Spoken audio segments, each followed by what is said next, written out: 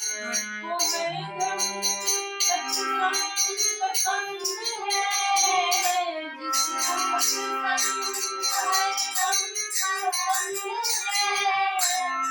उसको हर घड़ी आनंद ही आनंद है।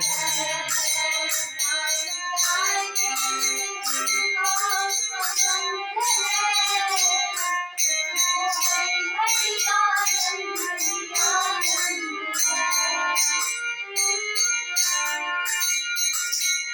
झूठी ममता का करके किनारा, लेके सच्चे प्रभु का सहारा।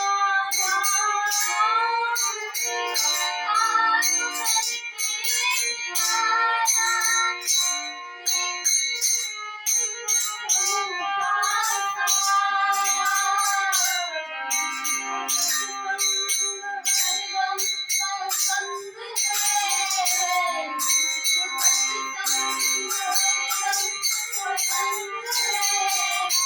जो उसी की रजा में रजामंद है।